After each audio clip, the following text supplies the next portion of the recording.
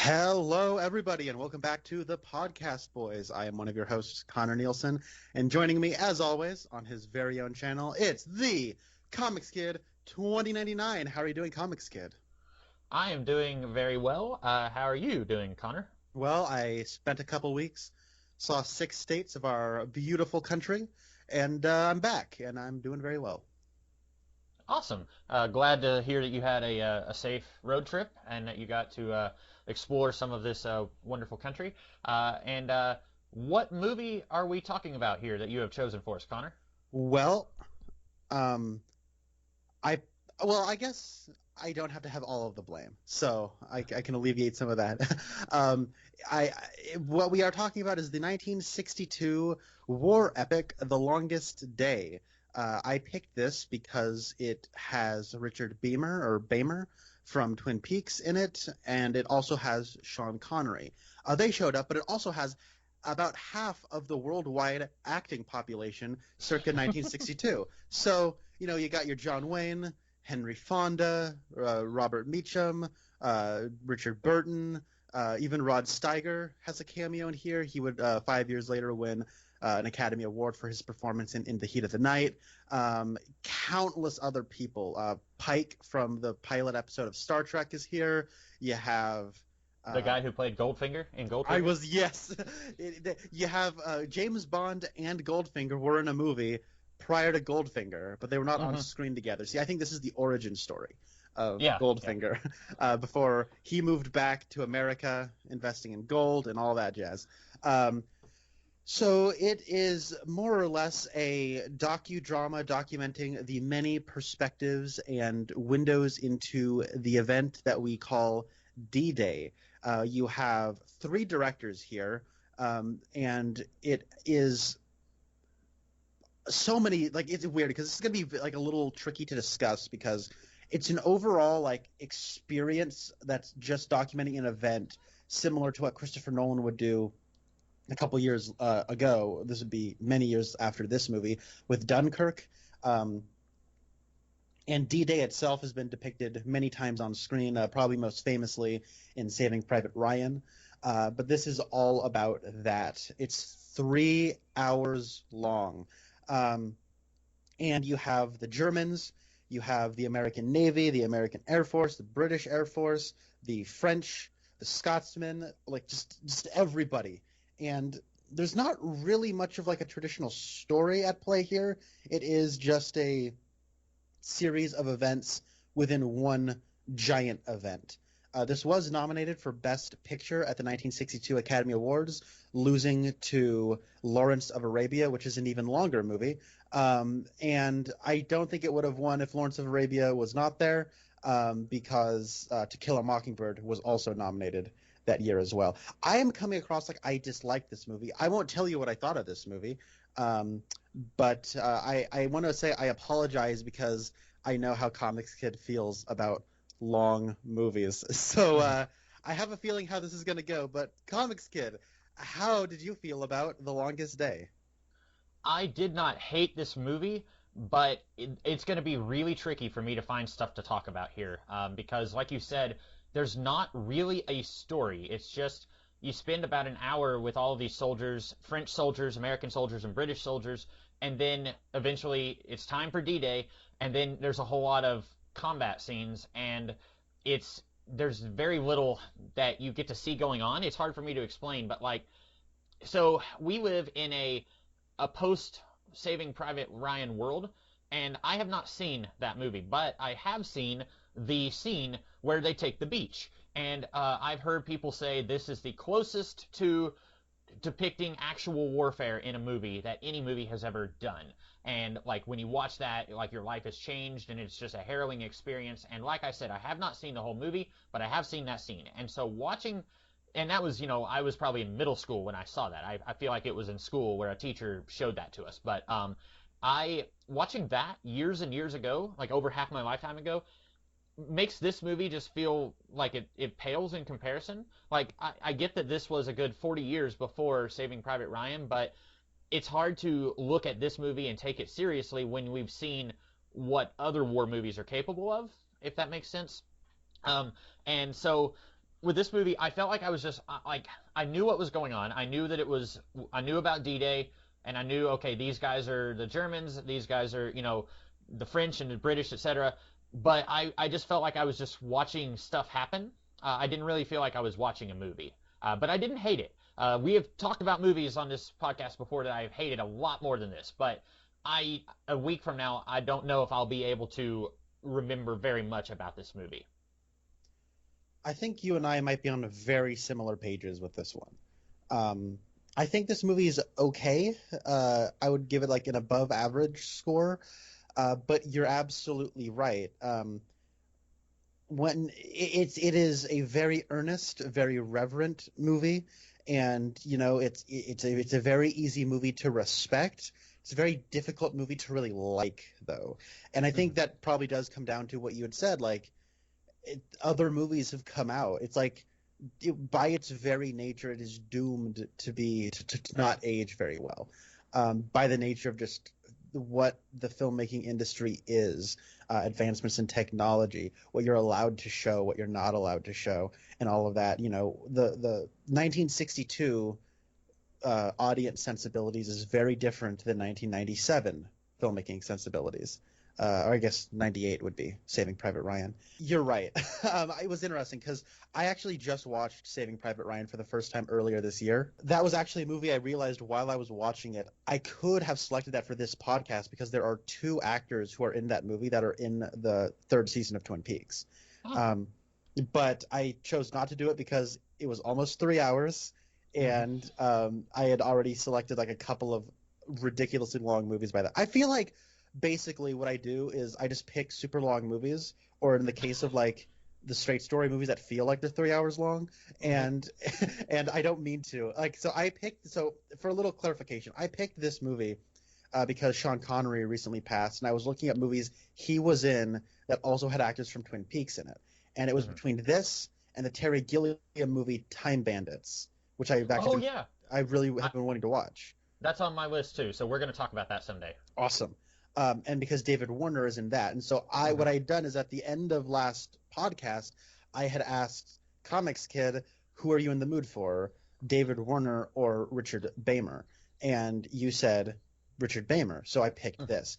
I did not know how long this was. The way on IMDb that this is listed, or the way they list the credits alphabetically the way they do in the movie. So I didn't know John Wayne, Henry Fonda, Robert Mitchum, Richard Burton. I had no idea like all of these A-list stars were in this movie because it's all listed alphabetically. I was like, hey, Richard Beymer is fifth billed.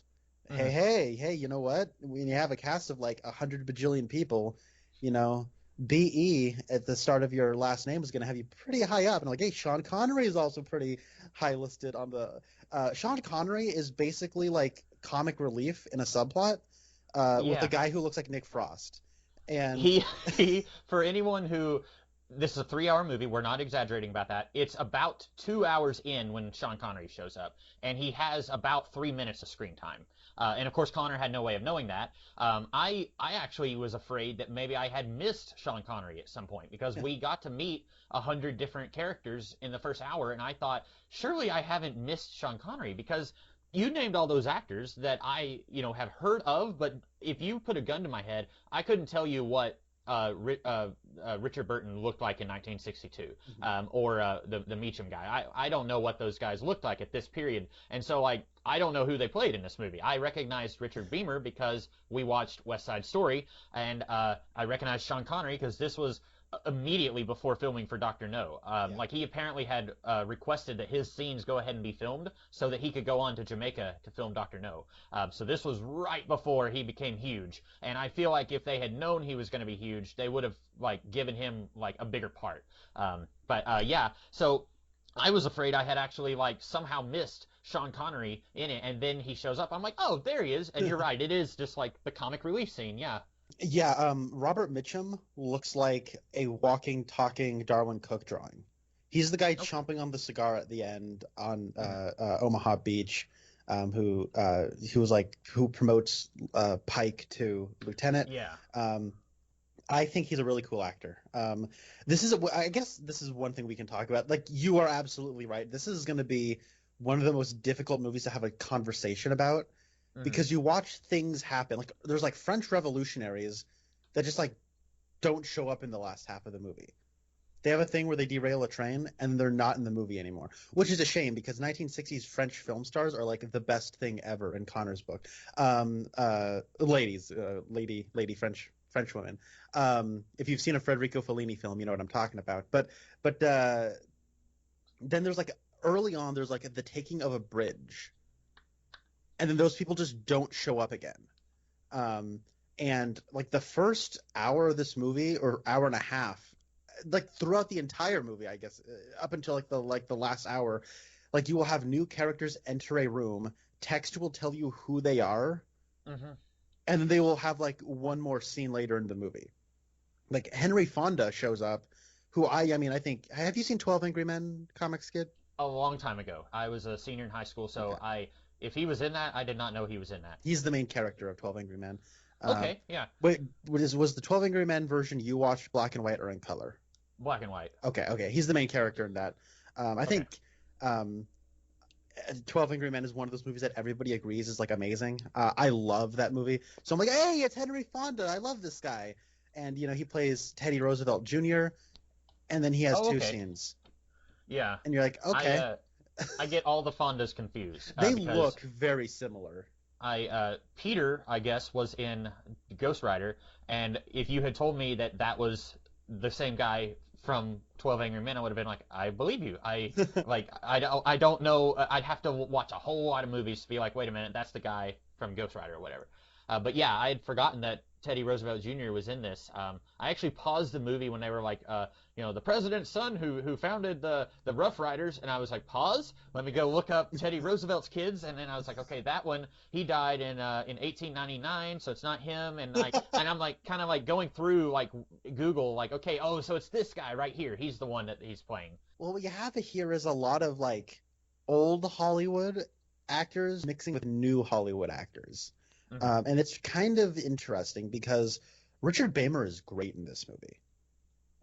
He has like a youthful energy, and I really liked like a lot of his scenes. He's doing a lot, mostly like physical acting. You see a lot in his face. There's a part where he meets up with like a group, like a different platoon of soldiers, and they're walking along a wall, and then there are German soldiers on the other side of the wall, and they just walk by each other, and he seems to be the only one who notices that they're the enemy. Hmm. And the way he acts that scene is pretty good. And his first scene, he's shooting craps, and like I think he's like if I had to just do like performance wise, like I think he's the standout. Um, Probably, I would say so too. Yeah. and then Pike is really good in this. He's a younger actor. I think but then you have like the old guard actors. Like I think Richard Burton is like drunk in this movie. He has two scenes, and I think he's quite bad. You have like John Wayne feels like he is like completely out of place here. I think Henry Fonda's like he's always good, but like his character, like and it's one. I don't know if this is the case that there are like three different directors, but the performances are extremely inconsistent in this movie. Hmm. And so it's just sort of weird how like it's made with like an early 60s kind of like feel like the filmmaking can be like really sprawling and impressive, but it can also be like really old fashioned at the same time. So it's really kind of a weird movie to talk about. And I just think like the acting is sort of interesting how I think the younger actors kind of outclass the A-list stars. So about the three directors, as I understand it, I read a little bit of trivia about this movie, and it was a French director, a British director, and American director to direct like the three. So like all the French scenes have a French director, Yeah. and the British scenes have a British director, etc. I don't know how they did it with the Germans because there are several scenes where Germans are talking to each other in German, and that's how the movie starts. And I was afraid like, oh no, is this whole movie going to be a foreign language film? And unfortunately, no, it's not. But I so I don't know if the inconsistent performances is because like maybe some actors were just here like Sean Connery probably wasn't that invested in this because he was like, I gotta get to Jamaica, let's hurry this up so I can go Hmm. be James Bond. And then like some of them, like I think John Wayne was probably just here for a paycheck. He apparently, I don't know what he got paid for this, but he one of his concerns, he wanted to get whatever he got paid, plus he wanted to be credited separately. And usually that means, like, this movie starring John Wayne and a whole bunch of other people, but this movie starred a whole bunch of people and John Wayne. So I don't know if that's better or worse. I would feel like having your name be last would be worse. But yeah, so like as far as the inconsistent performances, I think some of it might just be like if you had an older actor, they probably would just be like, I'm too good for this. Like a younger actor is probably going to be like really trying to like, Richard Beymer had just done West Side Story, which was huge, but he was still pretty young compared to like John Wayne. So he was probably putting a little bit more energy into what he was doing compared to some of the old guard, as you were saying. Yeah. Also, I think Richard Beymer looks younger in this movie than he does in West Side Story.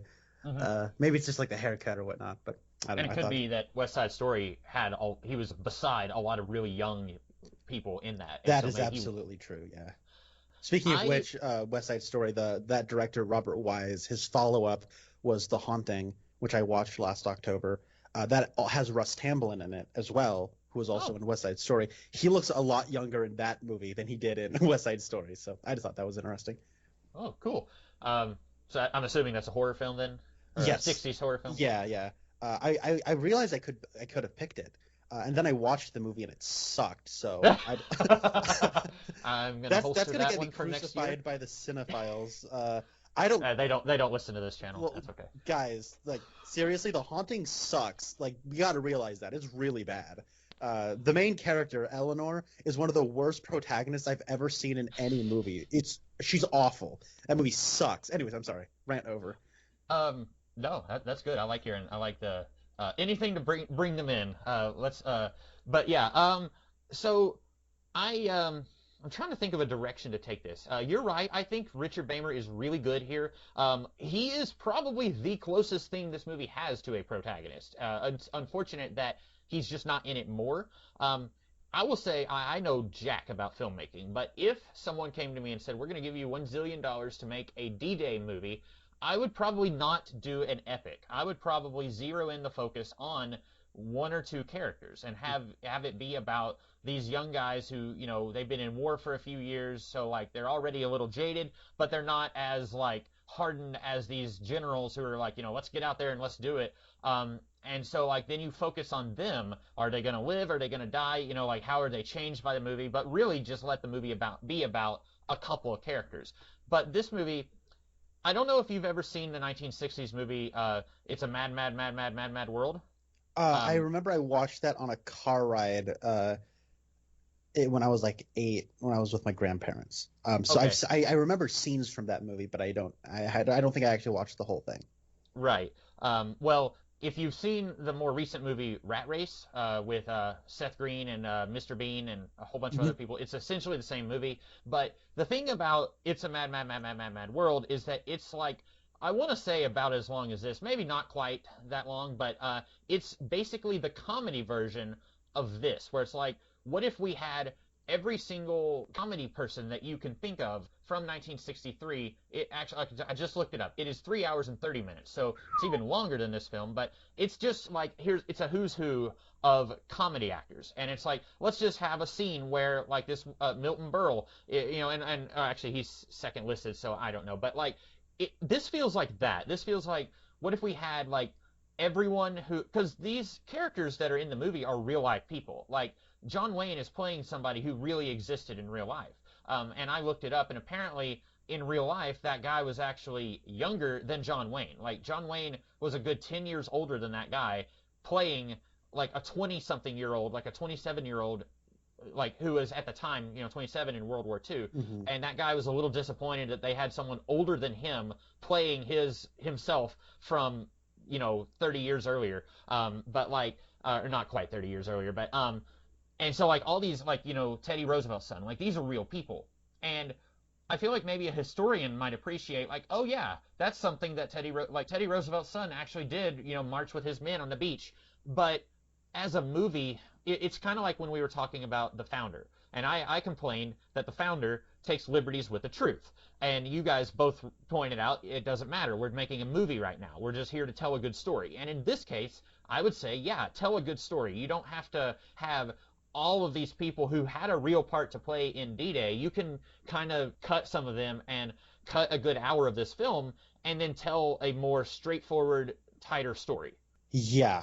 And he, like, I don't know, like I had like when you talk about biopics, you talk about how you don't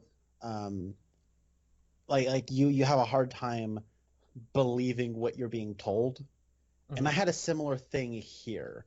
It is so reverent that I had a hard time buying what it was selling. Do you know what I'm saying? Like it. Yeah. It's like, look at how awesome these guys were, and hey, yes, I agree. The soldiers who fought in World War II, they did a good thing, and they're brave and they were heroic and all that. At the same time, they were still people, and like there's like an element of like deification of like who could hope to ever be as good as these guys? They're doing these things, and I'm like, it's cool. Don't get me wrong, but like it's like so reverent. I have a hard time believing this stuff actually happened. I don't know if it happened, because it is a cinematic dramatization of those events. You know what I'm saying? So it's like, I don't know. I was thinking, like, what is the purpose of this movie? And if, like, this is 1962, this is pretty much like the best version of this movie you could have gotten. But I think that in 2020, if it were not for the punishing length, it would probably be like made for the classroom. You know what I mean? It's more of an educational tool, I would say. But I don't know. Like, it's also 3 hours long, so I don't know if like a classroom would take a couple of periods to do this. I was getting off the beaten path there for a second. But I was kind of hoping that like this movie would do what you were doing, like create a fictional platoon of people who are inspired by a collection of real life people. Yeah. And then, like one person could be like a collection of 5 real people, and like have them like, and you're with them every step of the way on this grueling journey through, and it builds and it grows and it does, like, that would be awesome. As is, like, it is a very difficult movie to talk about, because like just now, since I started talking, I feel like what I was talking about went like 3 or 4 different directions, because it's a little hard to get caught up on some of the minutia, because like you're trying to say one thing, but like, I don't know, it's whatever. Yeah. There's I want to throw a quick piece of trivia toward you. Apparently, Dwight Eisenhower, who is mentioned in the movie, I don't think they actually have a character, or they do have a character. Yeah, he shows up. Him. He's in one scene where he says we got to do it. Yeah, but apparently real life Eisenhower actually walked out of this movie after only a few minutes, frustrated by the inaccuracies, according to Internet Movie Database. I have no idea what the inaccuracies were. We should point out neither Connor or I have seen combat, so we don't know what it's like in real life. We're just talking about the movie. We've also never seen 1941 combat. Right, which would be entirely different than it is today. But I wish I could I wish I could find an interview where someone asked Eisenhower, like, what do you think of that movie? And he could just be like, this is everything that's wrong about it. Like, I'd love to just like get into it, because there were a few scenes in this movie that kind of like slapped me in the face. And I was like, oh, that's interesting. I never thought of that. But then when I read that Eisenhower said this is inaccurate after a few minutes, I'm like, oh, well, maybe those scenes, they're not as like eye-opening as I thought they were. Because like there's one moment where there's this family. It's a husband and a wife, and they are somewhere in Germany, I think. I'm about to show my butt here, Connor. Where did D-Day take place? Was it in Germany? It's France. France. It's Nazi-occupied France. There we go. I am so awful at history. So there's a French family, a husband and a wife, and we get 2 scenes of Goldfinger on a horse, like riding by. I'm not even like trying to joke. Like, it's the actor who played Goldfinger, and I don't remember if his name was given, but he rides by on a horse at the very beginning of the movie, and then we see it again later. And at first I thought they're just reusing that same shot. I did too. But then the D-Day stuff starts happening, and he's like trying to get off his horse, and then like shells are firing around him, and the husband is in the house, and he's trying to like wave a flag, being like, "Yay, they're here!" But like his house is getting destroyed, and I was thinking like, oh, like there were probably, even in the liberation of France, there were probably innocent victims who were suffering like property damage, and probably people who died who weren't part of the Nazi occupation force. And I was like, that's really, I never thought about that. But then, like I said, I think about Dwight Eisenhower saying how inaccurate this movie is, and now I'm like, is that just them like doing something for the drama, or is that something that would have really happened? And I don't know. Yeah, there And then the other are. scene, Oh, sorry. What were you saying? What was the other? the other scene I was thinking of was the guy who his parachute got caught on the church tower, and then he was trying to cut himself loose, and he dropped his knife, and then like he got shot in the foot, and then he is basically just stuck there watching all of his fellow soldiers get shot. And I thought, oh, this is maybe the most powerful scene in the movie because he's going to get traumatized watching all these people die, and there's nothing he can do about it. And then the next scene with this guy is kind of like a funny scene where he's like, I can't hear you because the bells have been going off all day. And then he starts making like comical bell noises. And I was like, oh, okay. So I guess we're not going to like address the fact that he's probably like traumatized for life because he watched all of his friends die. And like, that was another thing where I was like, that probably happened. Some guy probably got stuck on a tower, airdropping in, because I've heard that like just a fraction of the people actually made it to their target when they were being dropped down. And so probably someone got stuck doing something like that. But then I'm like, well, I don't know. Like, I don't know when this movie is playing it straight and when this movie is playing with the truth. Yeah, I'm glad you brought up the scene with the parachuter because that's the scene I was actually wanting to talk about. There are scenes in this movie that feel like they are adaptations of like soldiers' testimonies. That scene probably most of all. But there are like you have like those little moments of like little screw ups or like where something happens and then people don't exactly know what to do, so they have to improvise. And those scenes are the best scenes of the movie. I wish I had more just right off the top of my head. Like there's like French revolutionaries who need to like are trying to blow up a train track. And like the way that like the soldiers like they have to like send like oh my word, she's so gorgeous. They send her to I'm sorry, I'm simping hard for 1960s French women. Oh my lord. So but why weren't there more of them in James Bond? Anyway, sorry. The thing is I'm gonna keep going on this bit, aren't I? Federico Fellini had his control over all of them, I suppose. But the thing is like you have like a scene with them where like there are two German soldiers and so they can't blow it up right, so they need to like distract, and then like the woman has to like throw one of them into the she needs to throw one of them into the river. And I just remembered another instance is they have a communication device where you click it and then person clicks twice in response, and there's a scene where one person clicks it once and then he hears two clicks, so then he comes out and gets shot by a German soldier. Yeah. And you think, what happened? And it turns out like the mechanism, the reload mechanism on the German rifles sound like those clicks. That feels like that really happened. You know what I mean? Where like, or at least like it's inspired by what really happened, where somebody probably would have come back from the war saying, we had these little devices, you'd click it once and you knew it was a friendly when you heard two clicks in response. But as it turns out, the German soldiers, when they were reloading their rifles, it's like the mechanism on the rifle, it clicked the same way. So a few of my buddies died that way. So those are like really cool little things that feel like they're probably historically accurate. But then you also have stuff that's like really movie-ish. And the thing that I'm thinking about is where like John Wayne shows up and he's like, "What are those people doing still dangling from the rooftops? Cut those soldiers down." And then like the one guy's like, "Well, dude, we've been fighting for like hours." Like, "I don't care, those are American soldiers and you gotta get them down." It's like, oh, shut up, this is ridiculous. Like, that's ridiculous, right? Like that would never that's like the most like and the ladies in the audience stand up and salute the screen. Like it's ridiculous. Like it's absurd.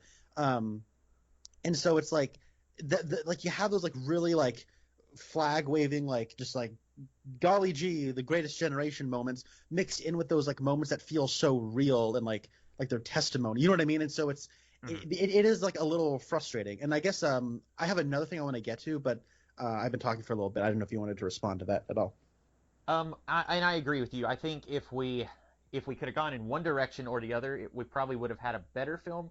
I actually like all the stuff that feels more genuine. And like I said, we don't know what real 1940s combat was, but you kind of can look at something, you can kind of tell that, like you said, that feels like something that somebody making this movie would have said, hey, this is a thing that happened. Because apparently several of the people in this movie were veterans, and so like people making the movie were veterans, and so like there probably was some of that, like tell the director, hey, this is something that happened to me, and then that gets worked into the movie, or this is something I saw someone else do. But yeah, I don't know if I would have liked it as much if they had gone all the way into the like not quite. It's not propaganda because this movie came out in the 60s, but like the deification, like what you said, where it's like the greatest generation and stand up and salute, that kind of thing, where it almost feels cartoonish because it's like maybe there was someone who would have like risked his life to cut down dead men and give them a proper burial. Maybe that did happen, but it still feels so out of place next to those moments that feel a lot more real and gritty. Yeah. The scene you were talking about with the 2 clicks and the guy died, I liked that scene, but it was really weird to me. Not quite laughable, but it kind of took me out of the movie when, as the guy is dying, he said, "But I heard 2 clicks," and then he falls down, and then the German like walks on frame and like looks both ways, and then like reloads his gun, and it makes the 2 clicks. And I was like, okay, I get it. Like, you probably don't trust your audience to figure out what's going on, so you have to have the soldier say, "But I heard 2 clicks." But I think if he just got shot and fell down and died, then the German soldier could have walked on and reloaded his gun, and we would have heard the 2 clicks, and we would have gotten it. Because as is, the German soldier heard that guy say, "I heard 2 clicks," and now he could probably figure out, wait a minute, he heard 2 clicks. That must mean that 2 clicks is their code for a friendly encounter. And so, like, he could have, like, cracked the code right then because this guy, like, as he's dying, like, revealed the code to this German. That's true, but that's also assuming the German soldier knew English. Well, that's true. And I want to give this movie props for having the Germans speak German, like, when they're alone. I do not speak German. I really don't speak any foreign language. But I like that this movie is not speaking down to the audience. Like, sometimes you have to have characters speak English so that we can know what's going on. The movie Wonder Woman. A lot of people complained when Steve is trying to sneak into the party and he's got the chauffeur and then they're both speaking English, but really they should be speaking German.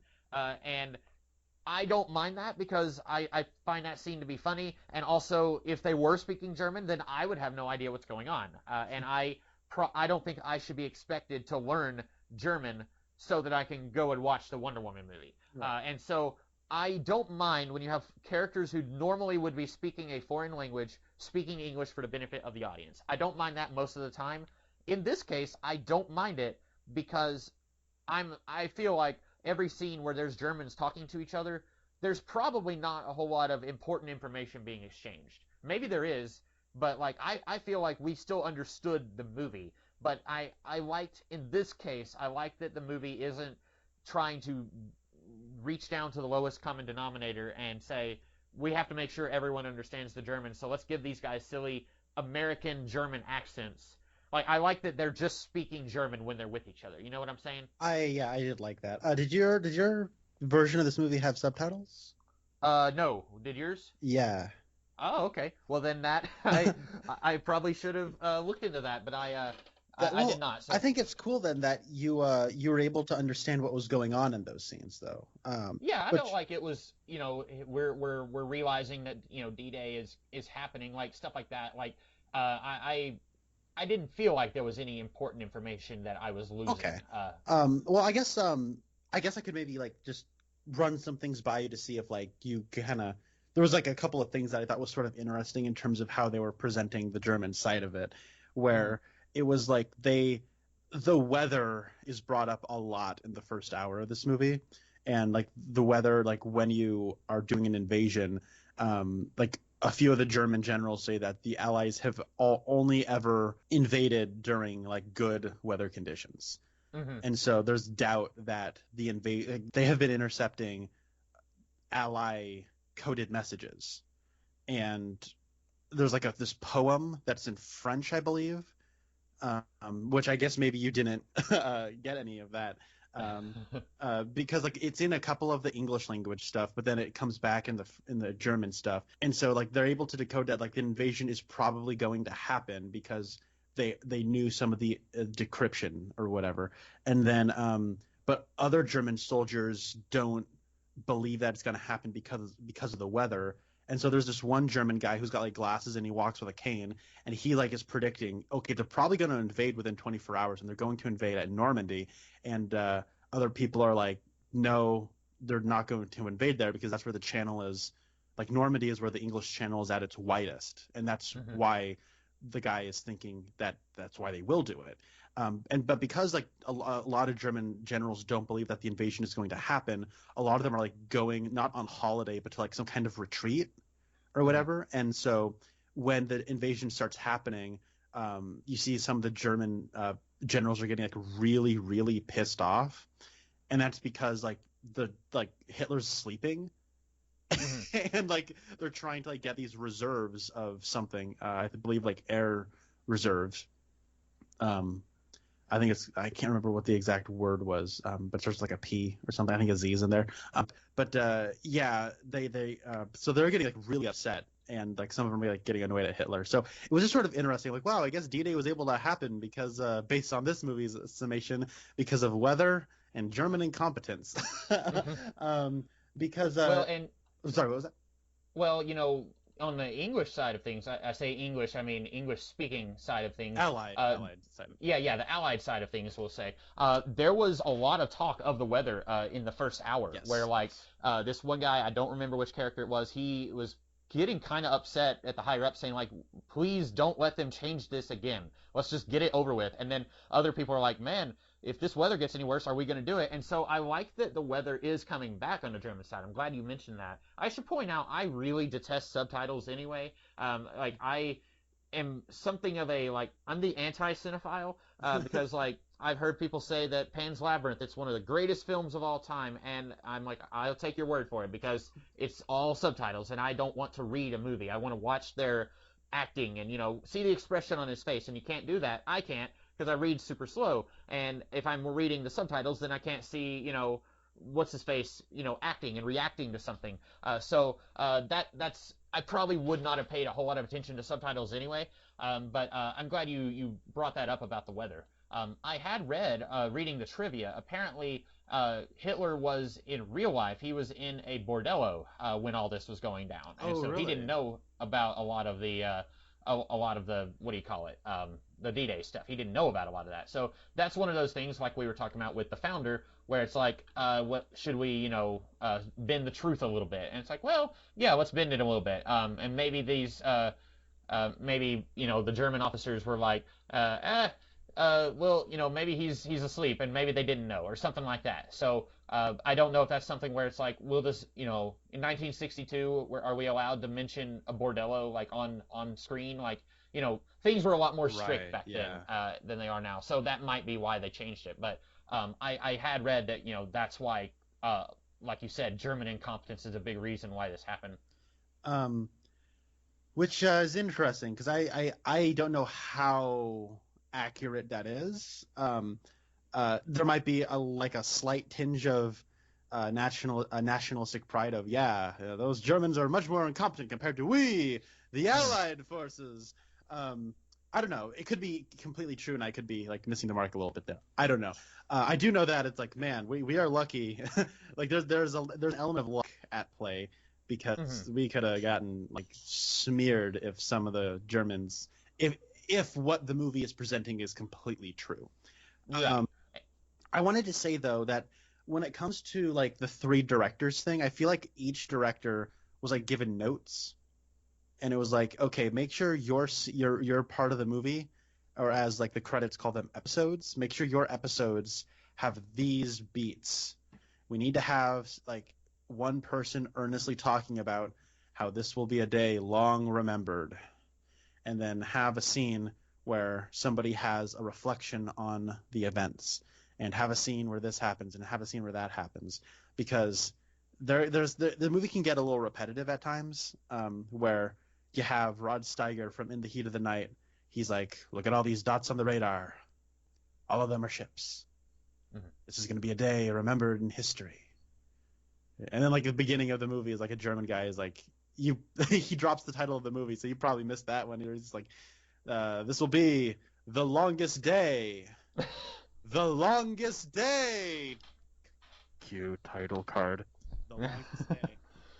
And then later it's like a series of like there's like the ending of the John Wayne subplot feels like it could have been the ending of the movie, where they're all walking off to the distance and he's being carted away because he like fractured his leg. And then you have a scene with Richard Burton hanging out with Richard Bamer, and they're just like talking about, by golly, this day. You know what I mean? Like it gets a little repetitive. Right? Okay, I feel like each director was like told, make sure your movies hit these beats. Okay. Did I miss a scene where John Wayne got wounded? Because we see him at one point where he's like, all right, 2 clicks, it's very important. And then, again, I could have missed something because there's a lot to take in here. But the next time I saw him was when they were rolling him around and he's like yelling that they need to cut down the men. And I was like, when did he get wounded? There's one scene where it's like they've already landed and he's getting like bandaged up. And he's like, is it broken? And the guy's like, no, you have a compound fracture. He's like, all right, we're going to keep on moving. And then he's got like his whole like all-American shtick where it's like, hey, that sign's pointing to that direction, but that road sign that was put in here by people who live here say that the town is in that direction. But because I got all-American know-how, I know it's really in that direction. Am I the only person who has got a compass around here? He's got like that little bit. So there's a couple of scenes, and then I think in that scene, like his leg hurts too much, so they cart him around. So. Gotcha. Yeah. At the very beginning of the movie, when we have the Germans on the beach, there was a scene I didn't notice. I don't know if you noticed this, but we see a guy walking, and the beach, like the ocean, is behind him, and I don't know if they had green screen technology back then. I don't know what their technological capabilities were. But it looks like the most green screen thing that I've ever seen in my life. And then the German disappears for a second, but the shot of the beach stays the same. Yeah. And the ocean is behind him. Like it all stays exactly the same. And then the German like pops up again. It's like he teleported and it teleports back in. And I was like, I don't, like I said, I could not make a movie. Like I would be the worst. But it's hard to not point these things out and giggle a little bit whenever something like that happens. Yeah, that is the guy who drops the title of the movie. Where he's like, okay, longest day. When you said that, I thought, yeah, that sounds like that probably would have been at that point. But yeah, so it's like there was rear screen projection, but chroma technology I think was still like it was a thing in '62. My history of special effects is not very. My knowledge is not very good, because I know like the original King Kong invented like all of the techniques. But because I know, like, I want to say King Kong is the reason we have, like, rear screen projection and stuff. I don't know if it was responsible for chroma technology, though. I don't know. But, like, I know that the same year, Dr. No, there's a car chase, and it has kind of like a similar look. But I think that's rear screen projection, where Sean Connery is like, whoa, I'm being chased, and he's doing his thing. I don't know, but like I agree. Like this movie's in black and white, or at least the version I watched was in black and white. Is there a version in color? Well, it's weird because like I was looking up like images on Google and I saw a few colorized images, specifically of like the scene at the end with Richard Burton and Richard Bamer sitting down together, and it was like a really well lit scene and it looked good, like just as a picture.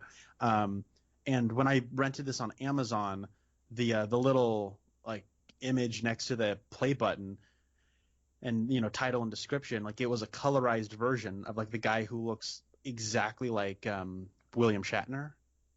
It was like a color thing, so I'm like, oh, I guess this is a color movie, and then it started and it was in black and white. So yeah, I'm looking on Internet Movie Database right now, and some of the pictures are in black and white and some of them are in color, but the ones that are in color, I'm wondering if they are just set photos. That's true. That's like they could be, but I know some movies from this time period were in black and white, and then they later got colorized. I think there's a John Wayne movie called what was the name of it? It's the one where he goes to Ireland and he doesn't want to fight anymore because he killed someone. You know what? I don't remember the name of it, and that's okay. But I'm pretty sure that was a black and white movie that later got colorized. So it's possible there's a version of it, but this is one of those things where probably the director wanted it to be in black and white, because by this point, color movies were a thing and had been for a while. So, like, I wonder if it was like, a stylistic choice. I don't know what the reason behind that would be, but I assume there had to be a reason for that. Yeah, it's weird because this was the '60s, so it's like you did, yeah, it's weird. I don't know if this was colorized or not. It's weird. Okay. I did want to say this is. I mean, we can keep talking, but my final note is the very beginning. Whenever we had the French people who are like, where it's like, the woman on the bicycle, and then it will say like Mademoiselle. I just 1,000 French people just like poured lead in their ears. I'm sorry, but Mada something, whatever, and it like agent of the French Resistance, and like it says that on the screen. You're gonna think I'm joking. That to me, that felt like the 1960s version of like the Suicide Squad movie, where it's like here's our intro montage, and I thought like, okay, we're gonna have like 5 characters get introduced, and then they're gonna be the ones in the movie, and boy was I wrong. But I did kind of like that at the beginning, where it was like, here's some text, and all it was needing was like a Quentin Tarantino-esque like music from the 70s, like even though it's a World War II thing, like something like that, where it's like playing over the scene as all these characters are getting introduced. I was like, this feels weirdly ahead of its time. Like, this feels like something a filmmaker today would be doing. Like, that's not something I would see a lot in a 60s movie. Yeah, you're right. Did you see Shin Godzilla? Not yet. I want to. It's one of those I'm scared to watch it because I know that one of the versions has subtitles, and I want to watch one. Has there been a version of that movie that has not been subtitled, that's just dubbed over? Yes. It is on some, online streaming or digital library housing platform that I hear you. It's out there. But you probably might not like it because like there's a satirical element to that movie. Not like funny haha satire, but like satire, not comedic satire, where like a person's name and their like relevance to like their occupation will pop up, and then when I went to go see this in the theater, it was the Japanese version.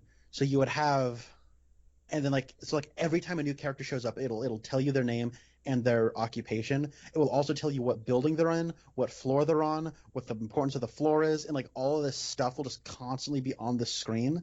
And so when I was watching it, and then they'll also be talking. So when I was watching it, there would be dialogue subtitles, and then the titles that would pop up would be in Japanese. So there would be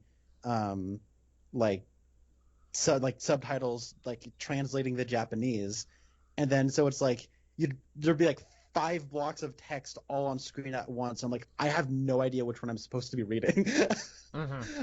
So that was kind of interesting. But like, I feel like this, like that is a very current sort of take, like, and that's more satirical in the way it's employing that device, as opposed to this, which is very much just here's the person, here's their occupation. And you're right, it does feel like a very kind of contemporary kind of device. Yeah, I don't know. There's a lot of actors in this movie. I recognized Robert Ryan, who is one of the guys in office talking to people. I recognized him from The Wild Bunch, which would be 7 years after this movie. John Wayne, of course, is in this movie, and then Pike from Star Trek, the pilot. I also know he's in a John Wayne movie called The Searchers. He actually died really young, which is kind of sad. Yeah, just a couple years after The Cage, was that it? Yeah. The pilot. Yeah. I did not recognize him. I have seen that Star Trek pilot, but I did not notice him in this movie, because when you said that he was the guy where they said, whether you like it or not, you're a lieutenant now, I thought that was Richard Beymer in that scene. So oh, really? I guess I just wasn't paying enough attention, and I do, now that I think about it, I do think those two actors kind of resemble each other a little bit. Yeah.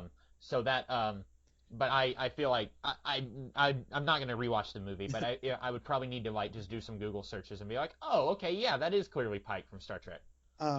He's in the movie earlier where they're on a boat, and then this guy, he's just like talking to him, and then this is another one of those like really corny movie moments, like it's just so reverent, by golly, where he's like, Pike is talking to some guy, and then he leaves, Pike leaves, and then some guy walks up to the guy that Pike was talking to and says, "Who is that guy? How do you know him?" And he's like, I never met him before. "Never met him Or never before in seen my life." It's like, oh my gosh, they're just so great. Oh my word. Salute. It's like, oh my word. Once again, I thought that was Richard Paymer in that scene too. So I completely merged two actors in this movie into one character. So like this whole time when we were saying like Richard Paymer's the closest thing to a protagonist, I guess Richard Paymer only had two scenes. There's the scene where he's gambling money. That's him, right? Yes, yes. Okay, thank goodness. And then he's like, I didn't get that much, just like $2,500. And then it's like, well, what are you gonna do with it all? And then he gets like a necklace in the mail, and he starts kind of crying, and I didn't understand what had happened there.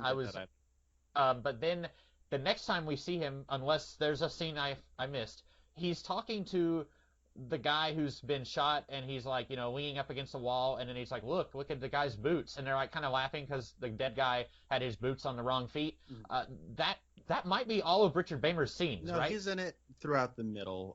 Not a whole lot, but he's one of the paratroopers, and when he lands, he meets up with like a platoon that's not his own, and they say, well, you're with us now, and then they're walking along that kind of like 3-foot high stone wall, and they click, and then they get no response, and they're like, well, let's just walk anyways. And then so they walk up one side of the wall, and then the other group of soldiers walks down the other. They kind of pass by one another, and then Richard Paymer's the one who realizes that they're Germans, and he's like, guys, they're Germans, but they don't listen to him, and so he just keeps walking. And he's in it like throughout. Like he says though, he never fires his gun at any point. And I kind of like that sort of moment of, it's almost like self-referential, where he's like, I've just been hearing gunfire like all day long, but I've never been firing myself. And I'm like, yeah, the sound design of this movie's got a lot of gunshots. There is a lot of pew, pew, pew, pew, pew.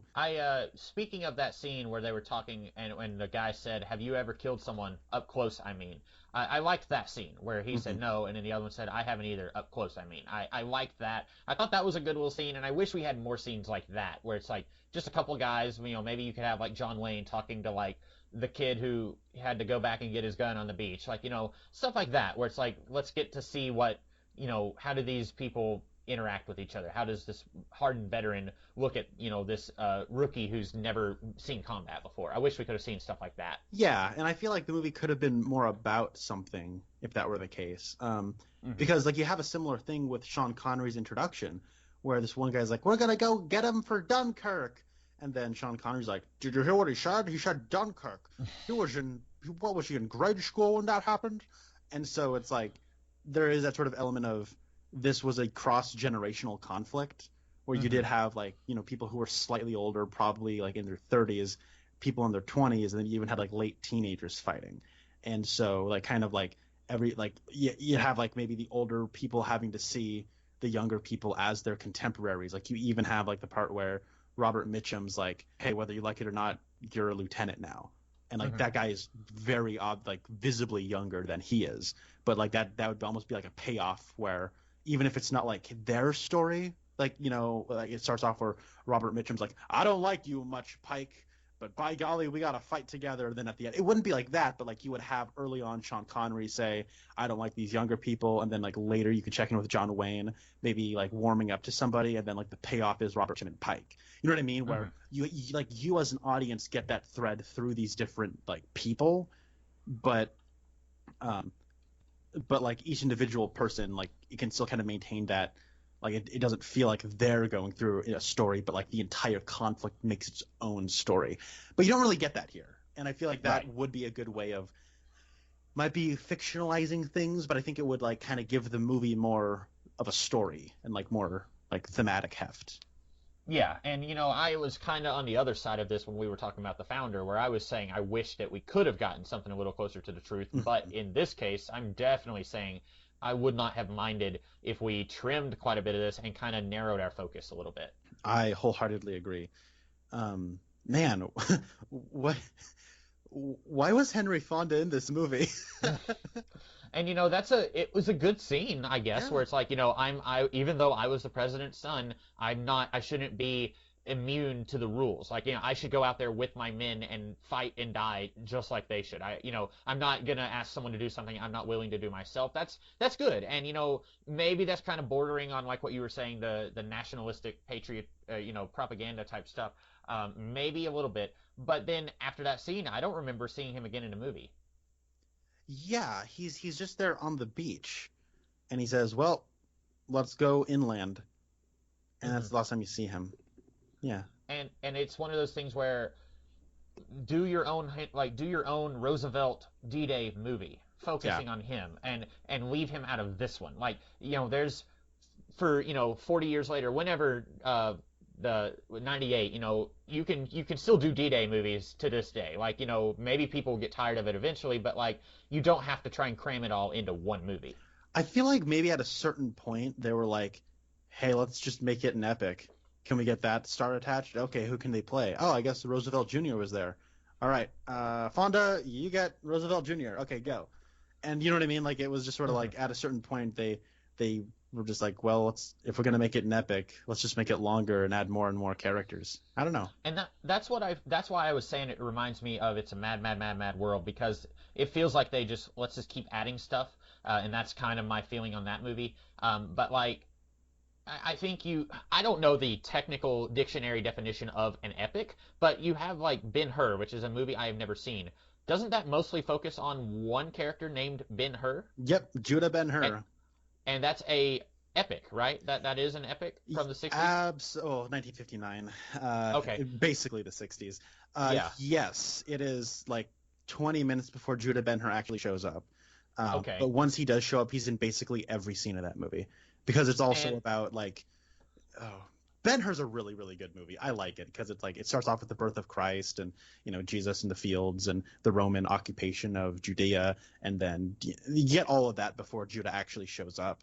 But it's important to get all that stuff because if you're looking at the Jewish definition of the Messiah, Ben-Hur does fit all of those criteria, but you also have Jesus at the same time.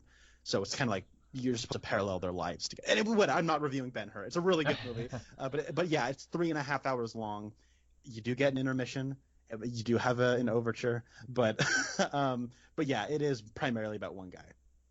Okay, and so I feel like that's the way to go. If you want to do, in air quotes, an epic, it doesn't have to feature 400 characters. Like, you can kind of still go with the even like when we watched the Twin Peaks pilot, it's a good half hour before Dale Cooper shows up, and he is the protagonist of Twin Peaks, but you still get a little bit of time to get used to the atmosphere of the town of Twin Peaks and get used to some of these side characters before you jump, and then you can kind of jump in with Dale Cooper around a half hour mark. But like, I feel like that's still a better way to go. Like, I don't know how you would have done like this movie if you try to focus on one character, but I think there's any number of ways, any number of characters in this movie that you could have kind of said, we're just going to do a movie about this guy.